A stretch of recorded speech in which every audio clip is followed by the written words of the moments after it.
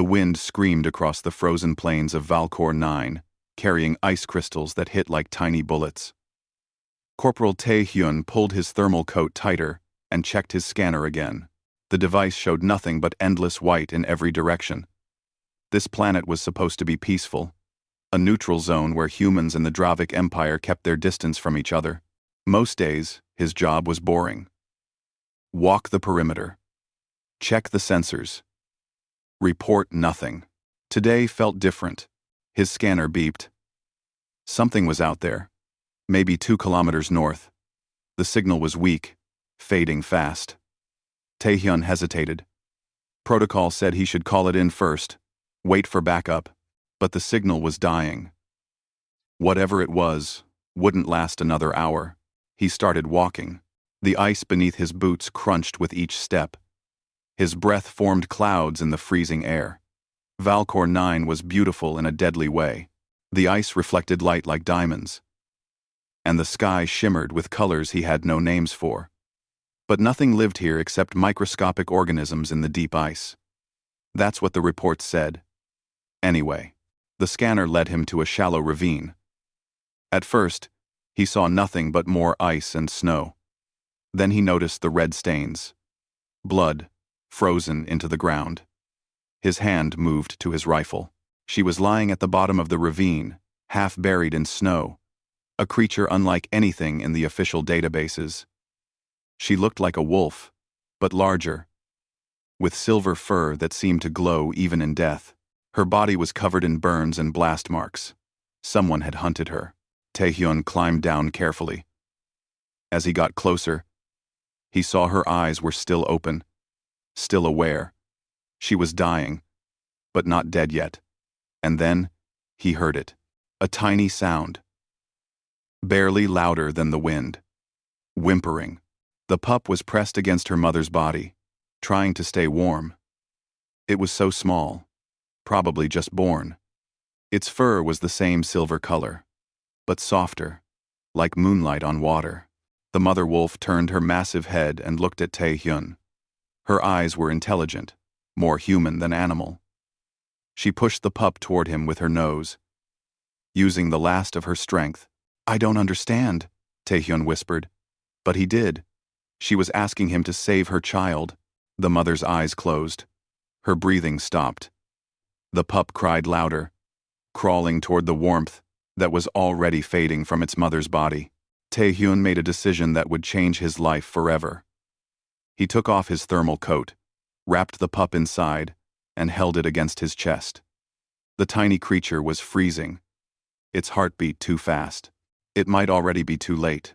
He climbed out of the ravine and started the long walk back to base. His scanner showed multiple heat signatures in the distance. Moving away. Hunters. Probably Dravic poachers. They killed the mother and left, not knowing about the pup, or not caring. The base was a collection of prefabricated buildings, huddled together against the cold. Tae-hyun went straight to his quarters, avoiding the common areas. His bunkmate, Dong-woo, was lying on his bed reading when Tae-hyun entered. "Long patrol?" Dong-woo asked, without looking up. The pup whimpered. Dong-woo sat up fast, his book forgotten. "What is that?" "Wooed. What is that?" "I found her in the ice fields. Her mother was dead. Hunters killed her." "Tae-hyun, you can't keep an alien animal in here. The regulations. I know the regulations." Tae-hyun carefully unwrapped the pup and placed her on his bed. She was shivering, her eyes barely open. "But I can't just let her die." Dong-woo stood and came closer. He looked at the pup for a long moment, then sighed. "She won't survive the night without medical care. And we can't take her to the base medic." "I know." Tae-hyun was already searching through his locker. He found his emergency medical kit, designed for humans, but better than nothing. He had ration bars, water, thermal blankets. They worked together through the night. Dong-woo rigged a small heating unit to keep the pup warm. Tae-hyun mixed water with protein paste from rations and used a medical dropper to feed her. Drop by drop, she swallowed. Her shivering slowly decreased. By morning, She was sleeping. Actually sleeping, not unconscious. Her breathing was steady. She needs a name, Dongwu said quietly. Taehyun thought for a moment. Hana. It means one in our language. She's the only one left. Over the following weeks, Hana grew stronger. She was intelligent in ways that surprised them both. When Taehyun came back from patrols, she somehow knew it was him before he opened the door. When he was sad, she pressed against his leg. When Dongwu injured his hand on equipment, Hana whined until Taehyun looked at the wound. But she was also a reminder of the universe's cruelty. Taehyun accessed classified files and learned the truth. Hana was Lupari, a species that once lived across multiple worlds. The Dravic Empire expanded into their territory 10 years ago. The official reports said the Lupari were extinct. Extinct meant the Dravic had killed them all. Keeping Hana secret became harder. She was growing fast. By the second month, she was the size of a large dog. Her silver fur had grown thick and beautiful. Her amber eyes watched everything with sharp intelligence. One night, Colonel Jae-won called an emergency briefing. All personnel gathered in the main hall. The colonel's face was grim. The situation has changed. Dravic military forces are gathering near the border of this system. Command believes they're preparing for a major offensive. War may be coming. End quote. The room erupted in worried voices. Taehyun felt his stomach drop. War meant this base would become a target. War meant chaos. War meant he couldn't protect Hana anymore. He made plans to smuggle her off-world. There were civilian transports that occasionally stopped at Valkor 9. Dongwu had a contact who ran supplies. They could get Hana to a sanctuary world, somewhere far from the war. But the Dravic didn't wait. The attack came 3 days later, without warning. Alarms screamed through the base at dawn. Explosions rocked the buildings. Taehyun grabbed his rifle and ran outside. The sky was full of Dravic fighters, their weapons tearing through the human defenses like paper. All personnel to evacuation shuttles. Someone shouted over the speakers. Taehyun ran back to his quarters. Hana was there, ears flat against her head, growling at the sounds of battle. He grabbed her and ran toward the landing pads. All around him, the base was dying. Buildings burned. People screamed. He reached the transport pad where Dongwu had arranged for their escape. The small shuttle was already damaged, smoke pouring from its engine. It would never fly. No, no, no, Taehyun whispered. Another explosion, closer this time. Debris rained down. Hana yelped as something hit near them. Taehyun made the hardest decision of his life. He ran with Hana to the edge of the base, toward the wild ice fields. He knelt down and held her face in his hands. Her intelligent amber eyes looked into his. You have to run. Run to the mountains. As far as you can go. There might be others there. Your kind. Do you understand?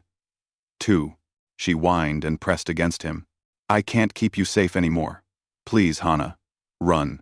He pushed her away. She took a few steps, then stopped and looked back. Taehyun pointed to the mountains on the horizon. Go. Hana ran. Her silver form disappeared into the snow and ice. Before she vanished completely, she stopped one last time and howled. The sound was full of sadness and goodbye. Taehyun watched until he couldn't see her anymore. Behind him, the base continued to burn. Around him, his world was ending. But somewhere out there, in the frozen wilderness, Hana was alive. That had to be enough. He turned and ran back to help defend what remained of his home. 8 years changed everything. The young corporal who saved a wolf pup was gone, replaced by Captain Taehyun, a man with scars on his body and shadows in his eyes. The war with the Dravic Empire had consumed the galaxy like a fire that never stopped burning. Millions were dead. Entire planets were nothing but ash and memory. Taehyun commanded Phantom Squad now, a special operations team that went where others couldn't. His soldiers were the best because they had to be. Corporal Ji Woo could blow up a fortified bunker with materials she found in a trash pile. Private Sung Min could perform surgery with a knife and steady hands while explosions shook the ground. Sergeant Bo Ra never missed a shot, even in the dark, even in the rain. They were good soldiers. Some days, Tae-hyun wondered if that was something to be proud of, or ashamed of. The briefing room on the military station was cold and gray. Admiral Kyung-suk stood at the holographic display, her face hard as stone. She had lost 2 sons in this war. Everyone had lost someone. "This is Dr. Young-suk," the admiral said, and a woman's face appeared on the display. Middle-aged, wearing glasses, looking tired. She's a physicist who was captured 6 months ago when the Dravik overran Research Station 12. Intelligence suggests she's being held at a prison facility on planet Kresh 7. Suggests? Bora asked. We're not sure she's there? We're sure. What we're not sure about is whether she's still alive. But if she is, we need her. She has knowledge of experimental Dravik weapons, things that could end this war if they're turned against Earth. Tae-hyun studied the holographic map of Kresh 7. The prison was deep in Dravik territory, surrounded by military bases. Getting in would be almost impossible. Getting out would be a miracle. When do we leave? He asked. 6 hours. And Captain? Command doesn't expect you to come back from this one. But if you do bring Dr. Young-suk home, it might save billions of lives. That was the war in one sentence. Sacrifice a few to maybe save many.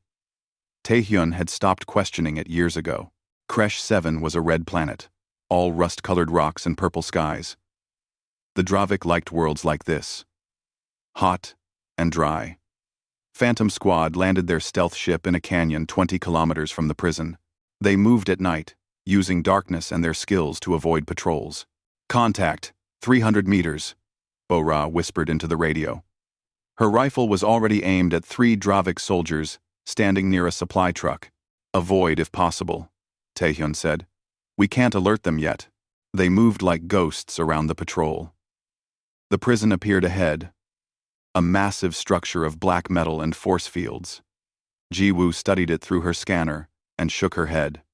The walls are reinforced steel 3 meters thick. The doors are sealed with magnetic locks that need codes we don't have. There are guard towers every 50 meters with automated weapons. Captain, this place is impossible. Then we'll do the impossible, Tae-hyun said. We've done it before. Haina. They spent 2 hours finding a weakness. Finally, Sung Men found it. A waste disposal tunnel that was too small for Dravik soldiers, but just right for humans. They crawled through filth and darkness until they were inside. The rescue went smoothly at first. Too smoothly. They found Dr. Young-suk in a cell block. Weak, but alive. She could barely walk, so Sung Min supported her weight. They moved back toward the tunnel. Then the alarms started screaming. How did they know? Ji-woo shouted as they ran. Doesn't matter. Move. Tae-hyun returned fire at Dravik soldiers pouring into the corridor. His rifle heated up from constant shooting. Next to him, Bo-ra dropped enemies with precise shots, 1 bullet per target. They made it outside, but their stealth ship was gone, destroyed. Burning wreckage lit up the canyon. Plan B? Sung-min asked, breathing hard. Run, Tae-hyun said.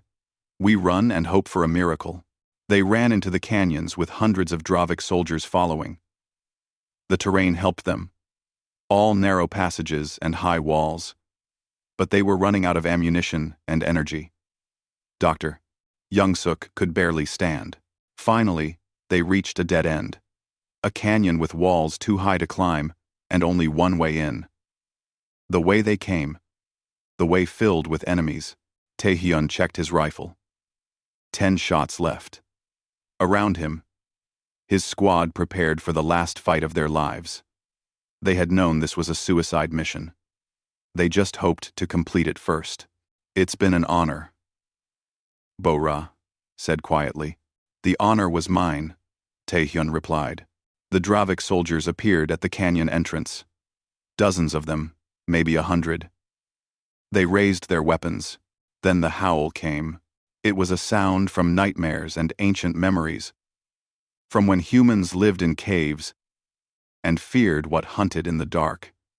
It echoed off the canyon walls and made even the Dravik soldiers hesitate. From the top of the canyon, shapes appeared. At first, Taehyun thought they were just wolves. Then they jumped down, and he realized they were so much more. They were Lupari warriors, each one the size of a small vehicle, wearing armor that shimmered like starlight. They moved with terrifying speed and grace, their weapons integrated into their armor. They hit the Dravik soldiers like an avalanche. The battle was beautiful and horrible. The Lupari fought with claws and teeth and plasma weapons, working together like one organism. The Dravik soldiers, who had seemed so overwhelming seconds ago, died quickly. Some tried to run. None escaped. Taehyun stood frozen, watching. He hadn't seen a Lupari in 8 years. Everyone believed they were extinct. But here they were, very alive and very deadly. One of them approached. She was larger than the others. Her fur, the color of moonlight on silver water. She wore a commander's armor, marked with symbols Taehyun didn't recognize. She stopped 3 meters away and removed her helmet. Amber eyes looked at him. Intelligent, knowing eyes. Taehyun, she said in human language, her voice rough but clear. I remember. His rifle fell from his hands. Hana? She moved closer. She was massive now, easily 3 meters tall at the shoulder. Scars marked her face and body, the stories of countless battles written on her fur. But when she lowered her head and pressed it gently against his chest, she was still the frightened pup he had saved. I never forgot, Hana said. I searched for you. For years. My pack detected human soldiers in danger. I hoped. I prayed to the ice spirits. And it was you. Taehyun found himself laughing and crying at the same time.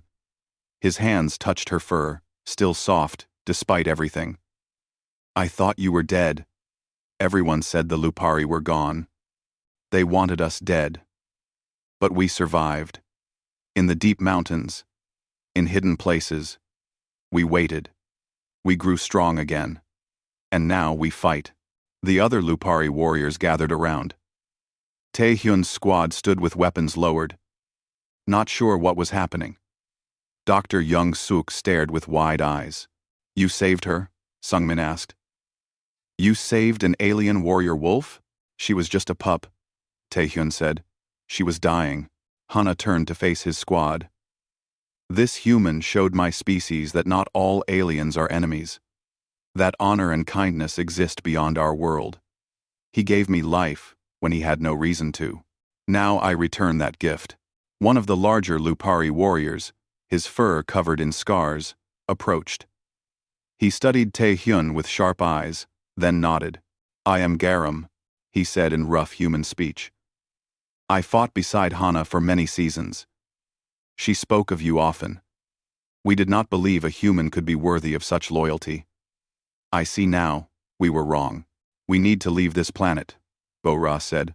Always practical. More Dravik will come, Hana growled, and the sound made Taehyun's bones vibrate. Let them come. My pack has ships hidden nearby. We will take you home. Human friends. And then, she looked at Taehyun. Then we talk about ending this war. Together. As they moved through the canyons, Taehyun walked beside Hana. 8 years of separation, and yet it felt like no time had passed. She told him about finding her people, about learning to fight, about becoming a leader. He told her about the war, about friends lost, about nights when he remembered a small pup, and wondered if she survived. I survived because you taught me to survive, Hana said. Now I teach my people what you taught me. Mercy is not weakness. Protecting others is the highest honor. These are not Lupari ideas. They are human ideas. Your ideas. Above them, the stars were coming out. In the distance, Dravik alarms were screaming. But for the first time in 8 years, Taehyun felt something he thought he'd lost forever. Hope. The Lupari ship was unlike anything Taehyun had seen. It moved through space silently. Its hull made from materials that seemed to shift and flow like liquid metal. Inside, the corridors were wide enough for the massive Lupari warriors to move comfortably. Everything smelled of something wild and ancient, like forests and mountains and things older than civilization. Sung Min worked in what served as a medical bay, treating wounded Lupari warriors with the same care he gave human soldiers. The Lupari biology was different, but pain was universal. The warriors watched him with respect. These massive creatures letting a small human tend their wounds. Bora sat with Garam in the weapons room, comparing equipment. The Lupari used plasma weapons, grown from organic materials, integrated with their armor. Bora's sniper rifle looked primitive next to their technology, but Garam seemed fascinated by its simplicity. Human weapons rely on precision, Garam said, his voice a deep rumble. One shot, one target. Lupari weapons rely on power. We overwhelm the enemy. Different approaches, Bora replied. But we're fighting the same enemy. Our king. In the ship's command center, Taehyun stood with Dr. Young-suk and Hana. The doctor looked exhausted, but her mind was sharp as she studied the holographic displays. The Dravik are building something, Dr. Young-suk said. I didn't understand it at first. They kept me working on power calculations, energy flow equations, but I saw enough to know it's a weapon. Something that makes nuclear bombs look like fireworks. Where? Taehyun asked. Their fortress world, Dracon Prime. It's deep in their territory. The most defended planet in the Empire. Hana's ears flattened against her head. My people have legends about that world. It is where the Dravik leaders planned our extinction, where they laughed as they burned our homes. Can this weapon be destroyed? Taehyun asked. Dr. Young-suk hesitated. Maybe, but we'd need complete schematics. I only have pieces, and we'd need an army to fight through their defenses. We have an army, Hana said. She gestured to the displays showing Lupari warriors throughout the ship. My people have been fighting the Dravik for years, hiding in shadows, striking from darkness. We are ready for a real war. Your people have maybe 5,000 warriors, Taehyun said gently. The Dravik have millions of soldiers. Then we bring our peoples together. Hana turned to face him fully. Humans and Lupari, fighting as one. Your technology and our strength. Your strategies and our fury. Jiwoo entered the command center, her face excited. Captain, you need to see this. The Lupari have been hitting Dravik supply lines for years. They have intelligence we don't. Maps, patrol routes, weak points in their defenses. Over the next hours, they shared information. The humans provided star charts, fleet positions, communication protocols. The Lupari shared reconnaissance from countless raids, knowledge of Dravik behavior and tactics. Together, the two species began to see possibilities neither could see alone. That night, Taehyun found Hana on the observation deck. She stood looking out at the stars, her massive form silhouetted against the cosmos. Can't sleep? He asked. Lupari do not sleep like humans. We rest, but remain aware. Old instincts from when we were prey as well as predators. He stood beside her. Even after 8 years, it felt natural. Hana, what you're proposing is dangerous. If the Lupari officially join this war, the Dravik will hunt your people to extinction for real this time. They already tried once. We survived. And this time, we will not hide. She turned her great head to look at him. You saved my life when you had no reason to. You could have walked away, but you chose kindness. That choice changed everything. It showed me that the universe is not just cruelty and death. There is also honor. Also, love. I was just doing what felt right. That is what makes it so powerful. You did not save me because of orders or strategy. You saved me because it was right. That is very human, Tae-hyun. And it is very rare in this galaxy. Before he could respond, alarms blared through the ship. Garam's voice came over the speakers. Dravik patrol ships detected. 3 vessels, closing fast. They ran to the command center. The displays showed 3 Dravik destroyers moving to intercept them. The Lupari ship was fast, but the destroyers were already in weapons range. We can outrun them, Hana said. Or we can fight. Garam replied, his teeth showing. Show them that Lupari. Do not flee anymore. Tae-hyun studied the tactical display. His military training analyzed the situation automatically. 3 destroyers meant maybe 300 Dravik soldiers. The Lupari ship carried 30 warriors plus Phantom Squad. Bad odds. Hana. Let me contact them first, Tae-hyun said. See if we can talk our way out of this. The Dravik do not talk. They only kill. Let me try. Hana hesitated, then nodded. Tae-hyun opened a communication channel to the lead destroyer. A Dravik commander appeared on the screen, his reptilian face twisted in disgust. Human ship, in restricted space. You will be destroyed. We're carrying a human prisoner of war who was rescued. We're leaving your territory peacefully. The Dravik commander laughed, a hissing sound. You travel with Lupari. We thought we killed them all. Thank you for showing us there are more to hunt. The channel closed. The destroyers opened fire. So much for talking, Bora muttered. The Lupari ship twisted through space, avoiding most of the incoming fire. But some shots hit, shaking the vessel. Damage reports flashed on the displays. We cannot outrun them now, Garam said. They damaged our engines. Then we fight on our terms. Hana decided. Captain Tae-hyun, can your people operate the defensive weapons? Show us how. The battle became a deadly dance. The Lupari ship's weapons were powerful, but short range. Tae-hyun coordinated with Hana. Using human tactics combined with Lupari technology, they focused fire on one destroyer, overwhelming its shields. Jiwoo hacked into their systems remotely, causing chaos in their targeting computers. The destroyer exploded, a brief sun in the darkness, but the other 2 were adapting, working together to trap the Lupari ship between them. Their combined firepower was too much. Hull breach on Deck 3, Garam reported. We are losing life support. Tae-hyun made a decision. Hana, can you get close to one of those destroyers? Really close? Yes. Why? Because Jiwoo and I are going to board it. Everyone stared at him. Captain, that's insane, Sungmin said. It's suicide, Bo-ra added. It's tactical. Tae-hyun was already moving, Jiwoo following him. We don't need to capture the ship. We just need to make it stop shooting at you long enough for you to destroy it.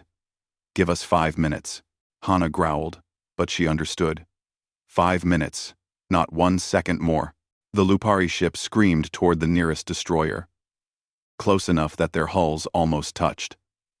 Tae-hyun and Jiwoo, wearing spacesuits, jumped across the gap. Magnetic boots locked onto the Dravik ship's hull. This is the stupidest thing I've ever done, Jiwoo said. You blew up a bridge while you were still standing on it.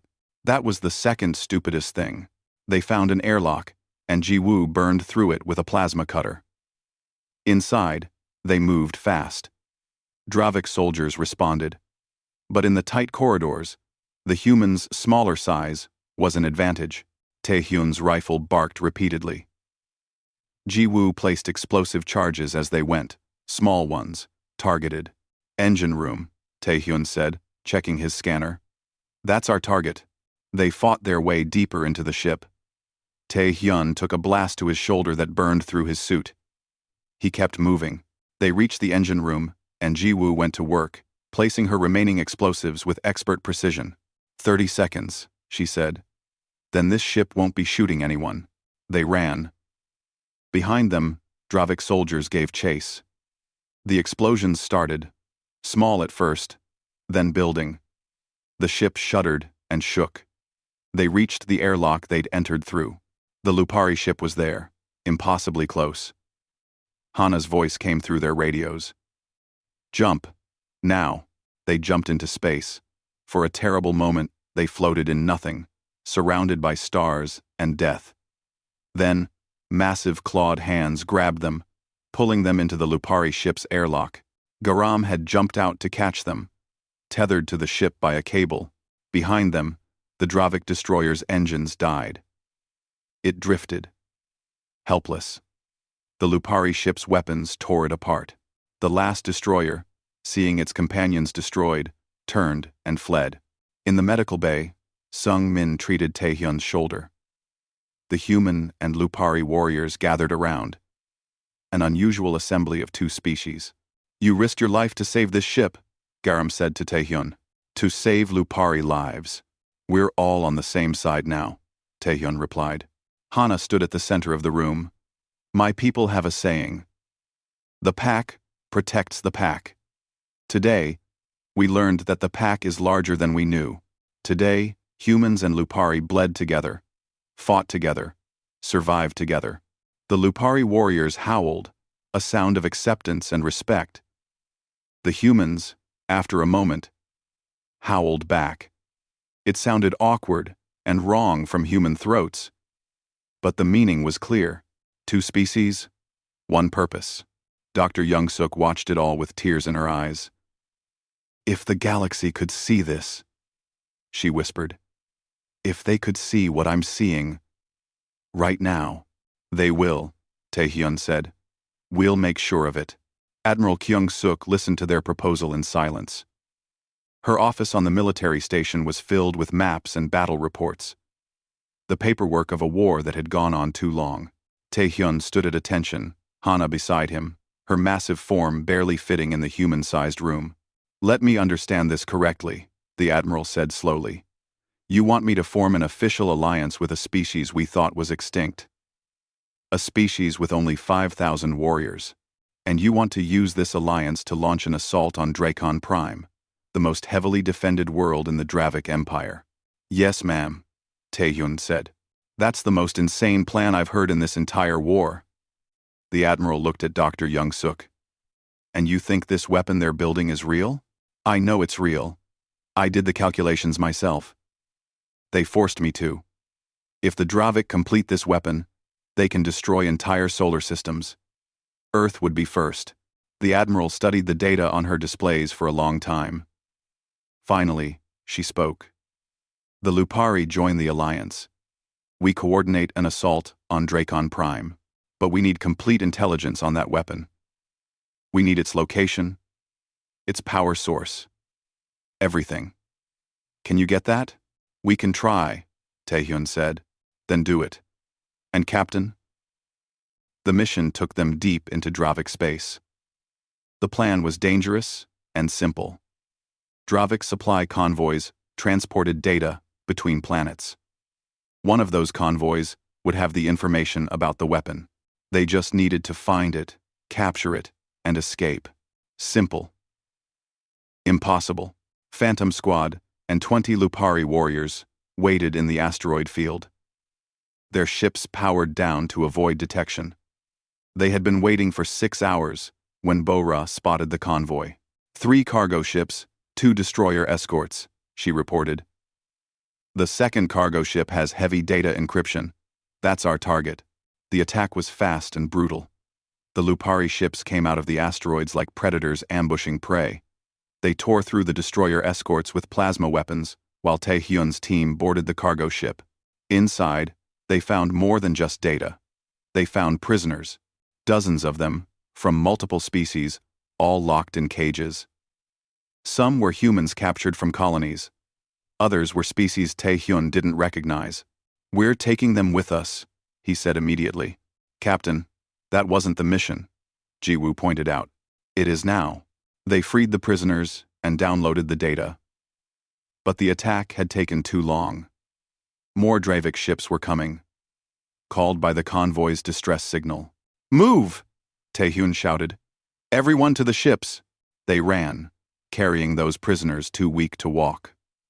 The Lupari warriors provided cover, their weapons keeping the pursuing Dravic soldiers at bay. They reached their ships and launched. But the enemy was everywhere now. Multiple contacts, Hana reported from her ship. Dozens of Dravic fighters. We cannot fight them all. Then we run, Taehyun said. We have what we came for. The chase lasted 2 days. They jumped through multiple star systems, the Dravic always just behind them. They fought when they had to, ran when they could. Slowly, they pulled ahead, but the cost was high. 3 Lupari warriors died protecting the escape. Sung Min was hit by weapons fire while shielding a freed prisoner, the blast tearing through his side. He survived, but barely. When they finally reached safe space, everyone was exhausted and injured. They had the data, but it felt like a hollow victory. Dr. Young-suk analyzed the information they'd stolen. Her face grew more worried with each passing hour. Finally, she called Taehyun and Hana to the command center. It's worse than I thought, she said. The weapon is called the Star Render. It creates a controlled collapse in a star, turning it into a black hole. Everything in the system gets destroyed. And according to this data, it's almost complete. How do we destroy it? Hana asked. We'd need to get to its core and overload the power systems. But the facility is inside the main fortress on Drakon Prime. There are 50,000 Dravic soldiers stationed there. Automated defenses, shield generators. It would take an army to fight through. Then we bring an army, Taehyun said. The planning took weeks. The human fleet prepared for the largest assault of the war. The Lupari gathered every warrior they had. This wasn't just about revenge or victory anymore. This was survival. If the Star Render became operational, the Dravic would win the war in a day. But first, they had to reach Drakon Prime. The journey toward enemy territory was tense. Taehyun walked through the human fleet's flagship, seeing soldiers prepare for battle. Some were veterans, their faces hard and tired. Others were new. Young people who still believed in glory and honor. He wanted to tell them the truth, that war was just horror and loss. But what good would that do? He found Hana in the training bay, teaching human soldiers how to fight alongside Lupari warriors. The differences were obvious. Humans relied on formations and covering fire. Lupari relied on speed and overwhelming force. But they were learning to work together. You're thinking dark thoughts, Hana said, approaching him after the training ended. I can smell it on you. I'm thinking about how many of these people won't come back. All of them might not come back. This is war. Does that make it easier for you? Knowing they'll die? Hana sat, her massive form settling onto the floor. My people have a different view of death than humans. We believe death in battle is an honor. That our spirits join the pack of ancestors that hunts among the stars. But no, it is not easier. Every warrior I lose feels like losing family. I'm tired, Hana. I've been fighting for 8 years. I've watched friends die. I've killed more enemies than I can count, and I'm not sure anymore what we're fighting for. You fight so others don't have to. You fight so children can grow up without knowing war. That is what you taught me. Remember? The first day we met, you saved me not because it helped you, but because it was right. That lesson is why I'm here. Why my people are here. Before Taehyun could respond, alarms sounded throughout the ship. They'd reached Drakon Prime's system. The war's final battle was beginning. The space around Drakon Prime was a graveyard. Thousands of Dravic ships filled the void, their weapons already firing at the approaching human fleet. The battle was chaos from the first moment. All fighters, engage, Admiral Kyung-suk's voice commanded. Human ships and Dravic ships collided in a storm of energy weapons and explosions. The space between planets became a light show of death. Lupari assault teams, begin your attack, Hana commanded. Her warriors launched from their ships in individual pods, too small and fast for most weapons to track. They struck the Dravic fleet like arrows, their pods latching onto enemy ships before the warriors tore through hulls with plasma cutters and claws.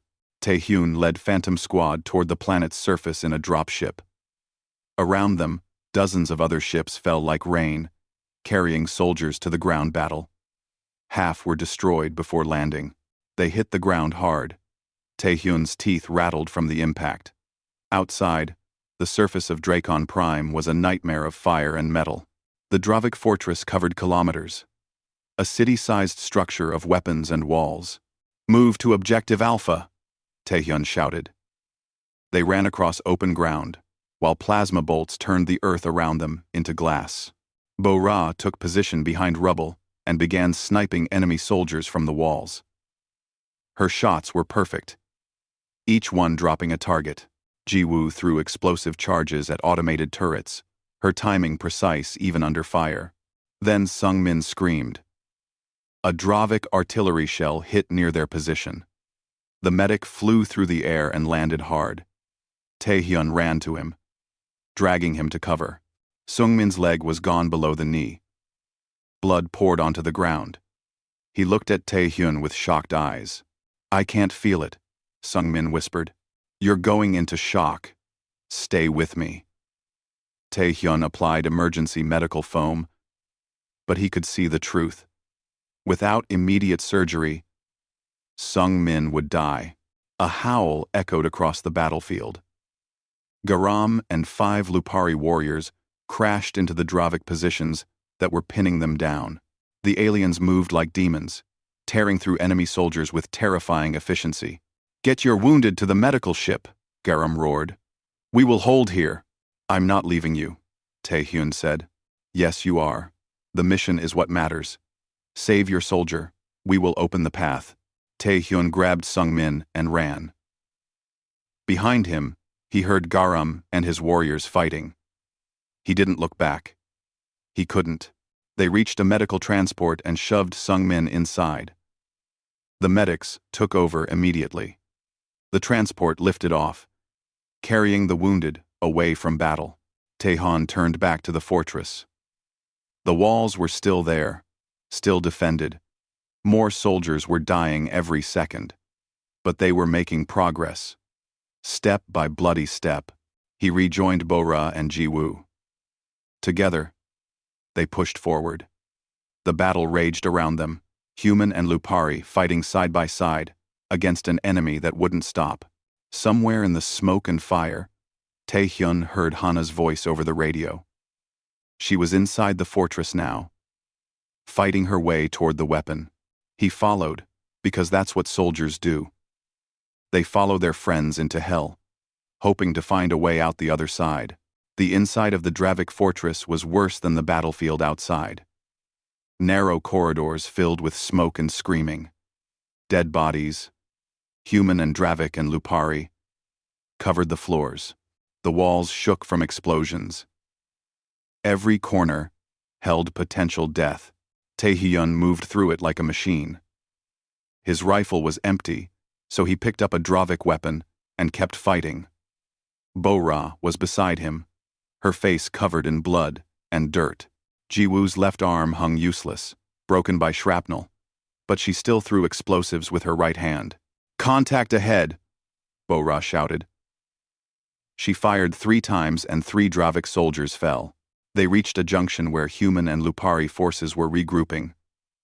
Hana was there, her silver fur stained red. Garam stood beside her, one eye swollen shut and bleeding. "The weapon is 3 levels down," Hana said. "But the path is blocked by their elite guard and Commander Thulrak himself." "Who's Thulrak?" Taehyun asked. "The Butcher of 100 Worlds," Garam growled. "The Dravik's greatest killer. He has more blood on his claws than any other being alive. Then we go through him." They pushed deeper into the fortress. The fighting became more desperate. They lost soldiers with every meter gained. Taehyun saw a young human private, couldn't have been more than 20 years old, take a plasma bolt to the chest. The kid looked surprised more than hurt before he fell. A Lupari warrior named Day-One threw himself on an explosive charge to save his pack. The detonation turned him to nothing, but his sacrifice let others advance. "How much further?" Bo-Ra gasped. She was limping now, her leg wounded. Almost there, Hana said. They reached the lowest level and found Commander Thulrak waiting. He was massive, even larger than the Lupari, his body covered in mechanical enhancements that made him more machine than living creature. Behind him stood 20 elite guards, the best warriors the Dravik had. So the extinct Lupari come to die again. Thulrak's voice was like metal grinding on stone. And they bring their pet humans. We're nobody's pets, Taehyun said. And the Lupari aren't extinct. You failed. A temporary oversight. I will correct it today. The battle was chaos. The elite guards fought with skills beyond normal soldiers. The corridor became a slaughter. Jiwoo died first, tackled by 2 guards, and torn apart before anyone could help her. A Lupari warrior named Ho Jin managed to kill 3 guards before being shot down. Bo-Ra and Garam fought back to back, covering each other. Then an elite guard got past Garam's defenses and drove a blade through Bo-Ra's throat. She made a wet, gasping sound and fell. Garam roared and tore the guard apart with his bare claws, but Bo-Ra was already gone. No! Taehyun screamed. He fired his weapon until it clicked empty, then picked up a piece of broken metal and kept fighting. Hana faced Thulrak in single combat. He was stronger, his mechanical body giving him power beyond any natural creature. His bladed arms cut deep wounds in Hana's sides. She was losing. Taehyun tried to help, but 3 elite guards blocked his path. He fought them with everything he had. Human desperation against Dravik's skill.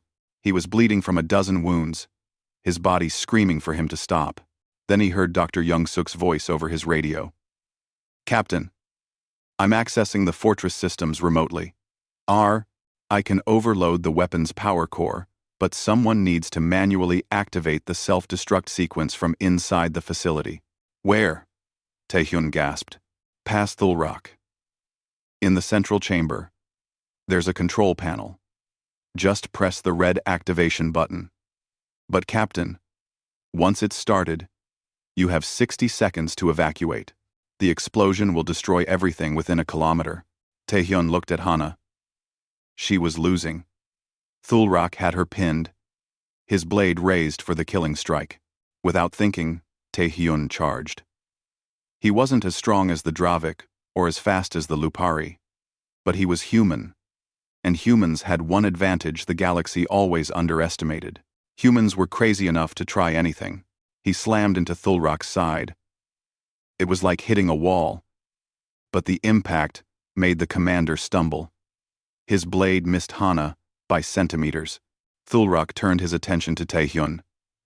Brave and stupid. The perfect human. I get that a lot, Taehyun said and smiled. Thulrak's blade came down. Hana moved faster, throwing herself between the weapon and Taehyun. The blade pierced her shoulder, driving deep. She screamed but grabbed Thulrak's arm with her jaws and twisted. Metal and bone broke with a horrible sound. Thulrak staggered back, his arm hanging useless. Run! Hana shouted at Taehyun. The weapon! Go! Taehyun ran past the dueling giants. Garam appeared beside him, bleeding from wounds across his entire body. Together, they reached the central chamber. The weapon was beautiful and terrible. A massive sphere of energy contained by force fields, pulsing with enough power to collapse a star. The control panel was across the room. They ran for it. Behind them, the last of the elite guards gave chase. Garam stopped running. I will hold them. You destroy the weapon. Garam, no. It has been an honor, Captain Taehyun. Tell my pack I died protecting the future. Garam turned and charged the pursuing guards. His roar echoed through the chamber as he fought his last battle. Taehyun reached the control panel. His hands shook as he found the red button. He pressed it. Alarms screamed throughout the facility. A computerized voice announced in Dravik language, then repeated in human speech. Self-destruct. Sequence initiated. Detonation in 60 seconds. Taehyun ran back toward the corridor. Garam lay on the ground, surrounded by dead guards, his chest barely moving. Taehyun grabbed him and started dragging the massive Lupari warrior. "Leave me," Garam whispered. "Save yourself." Not happening. He dragged Garam into the corridor. Hana was there, standing over Thulrak's broken body. She was wounded badly, barely able to stand. "We have 50 seconds," Taehyun gasped. "We need to run." "I cannot run," Hana said. "My legs are damaged. Leave me." "No." Taehyun looked at them both. His friends, his family. He couldn't lose them. Not after everything. Dr. Young-suk's voice crackled over the radio. "Captain, I've accessed an experimental teleportation system in the fortress. It's never been tested. It might kill you, but it's the only chance. Where do we activate it?" "It's already active. I'm locking onto your signals now." "But Captain, the energy requirements are massive. I can only teleport 2 people. You need to choose." 40 seconds. Taehyun looked at Hana and Garam. They looked back at him. "No," he said. "We're not choosing. Transport all 3 of us or none of us." "Captain, that's impossible. The system can't make it possible. You're the smartest person I know. Figure it out." 30 seconds. On the radio, Taehyun heard Dr. Young-suk working frantically. "I'm rerouting power from life support. Diverting energy from weapon systems. It's not enough. We, quote, I was favorably bring this to Van. I was headed. I was with Muvea." 20 seconds. "The fleet's main reactor." "Dr. Young-suk said suddenly. "If I drain it completely, if I push everything through the teleporter at once, it might work. Or it might kill everyone on this ship, including me." "Do it," Taehyun said. "You're all insane," Dr. Young-suk said. "Initiating transport in 5, 4, 10 seconds to detonation. 3, 2. The world turned white. Taehyun felt himself torn apart and put back together. He screamed but had no mouth. He died, but was still alive. The universe turned inside out. Then he was on the fleet's medical bay floor, gasping for air. Hana materialized beside him, her massive form appearing in pieces before becoming whole. Garam appeared last, his body flickering like a broken hologram before solidifying. They were alive, all 3 of them. Through the medical bay windows, Taehyun saw Drakon Prime. The fortress exploded, a brief sun on the planet's surface. The shock waves spread outward, destroying everything. The star render was gone. Admiral Kyung-suk's voice came over the ship's speakers. "The weapon is destroyed. Dravik forces are retreating. We won." In the medical bay, no one celebrated. They were too tired, too hurt, too aware of how many didn't make it. Taehyun thought of Bo-Ra's perfect aim that would never miss again, of Ji-woo's laugh as she worked with explosives, of Sung-min's gentle hands saving lives, of dozens of human soldiers and Lupari warriors whose names he knew and would never forget. Winning felt like losing. 5 years passed. The war ended not with a bang but with exhaustion. The Dravik Empire collapsed from within, their subject species rising up once their greatest weapon was destroyed. Peace came slowly, built on careful negotiations and shared grief. Taehyun stood in a memorial garden on New Earth, a colony world where humans and Lupari live together now. The garden held thousands of names carved in stone. Human names, Lupari names, all the dead from the war. Hana stood beside him, her fur now streaked with gray. The years had been hard on both of them. Beside her, a young Lupari pup played with human children. The pup's name was Nari, meaning lily in the human language. She was Hana's daughter, born after the war ended. "Do you ever regret it?" Hana asked quietly. "That day you found me? Every day I'm grateful I found you," Taehyun replied. "You were just a pup. I was just a soldier. I think we saved each other. You saved me first, and you returned the favor. That's what family does."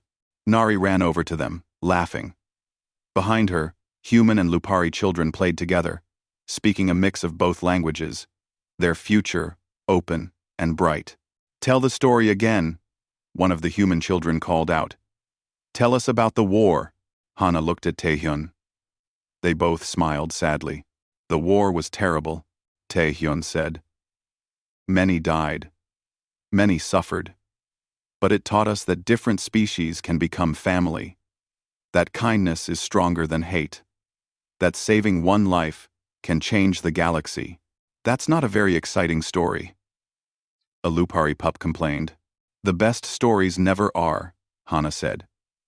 "The best stories are about ordinary beings doing extraordinary things because it's right, not because it's easy, not because it brings glory, but because some things are worth fighting for, worth dying for, worth living for."